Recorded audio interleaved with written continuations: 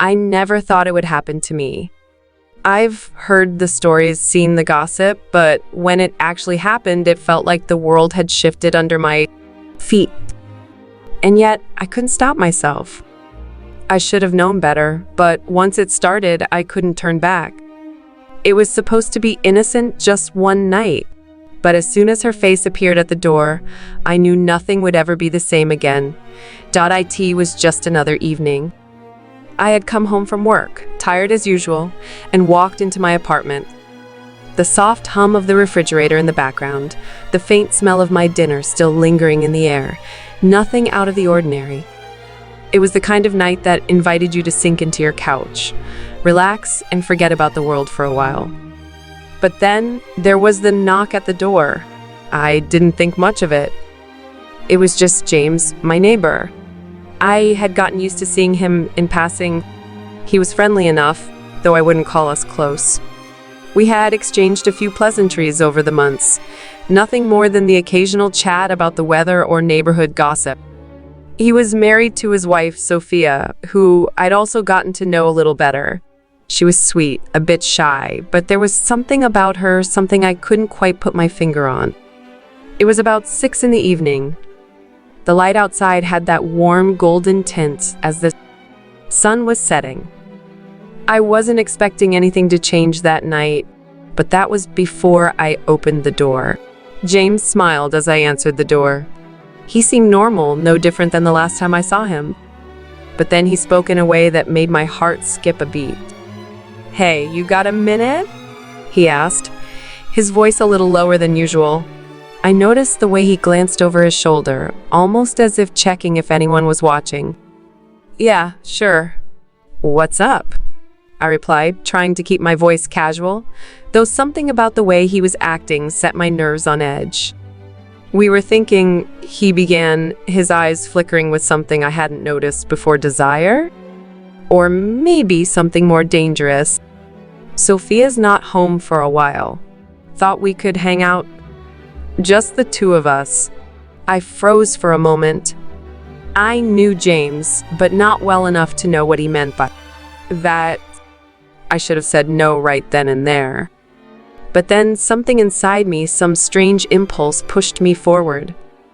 I stepped back, letting him in. I don't know what happened. One minute, we were talking, and the next, we were closer than I ever intended. The air between us felt thick, charged, and I could feel the weight of my heart pounding in my chest.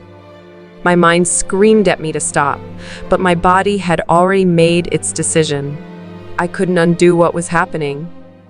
James's eyes never left me as he moved closer, his presence undeniable. My thoughts raced as I wondered how I had let things spiral so quickly. Was this a mistake? What about Sophia? She was just down the hall, completely unaware. Guilt gnawed at me, but the temptation, the thrill was too much. "You don't have to do anything you don't want to," James murmured, his voice just above a whisper. I could feel the heat of his breath, close enough that it almost made me dizzy. I wanted to turn back. I wanted to run, to shout, to tell him this was wrong. But the pull was too strong, like a magnet, drawing me in. Every part of me screamed to stop, but there was a darker part of me that was beyond reason, beyond redemption. "I don't know," I whispered, unsure if I was talking to him or to myself. And that's when it happened. The door opened, and there she was. Sophia, standing in the doorway, her eyes wide with disbelief. It took a second for her to process what she was seeing, her mouth slightly open as her gaze shifted between James and me. The air in the room went cold, and I felt like the ground had disappeared beneath me. "James?" she breathed, her voice a mix of confusion and anger. "What is this?" I could feel the weight of her gaze, burning through me, yet I couldn't move. Time seemed to freeze. For a moment, there was nothing but the deafening silence that filled the room. My heart hammered in my chest, each beat louder than the last. I knew I couldn't go back. I had crossed a line that couldn't be undone. I wanted to say something, anything, but the words caught in my throat. What could I say? Sorry? I was sorry, but that wouldn't change anything. The damage was done. Sophia stood there, her expression unreadable for a moment, before her lips tightened into a thin line. She looked at James, then back at me. I knew something wasn't right, she murmured, her voice low but firm. I opened my mouth to explain, to apologize, but no words came. I just stood there, caught between two people who now knew the truth, an unspoken betrayal that hung heavily in the air. Sophia's eyes never left me as she turned to James, her hands shaking. I should have known, she whispered, almost to herself. I should have known. And then, just like that, she was gone.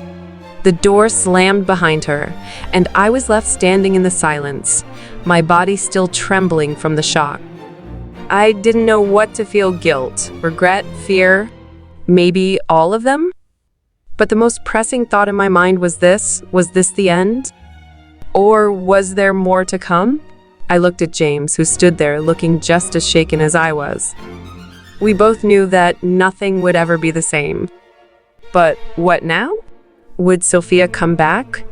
Or had I just destroyed something that could never be fixed?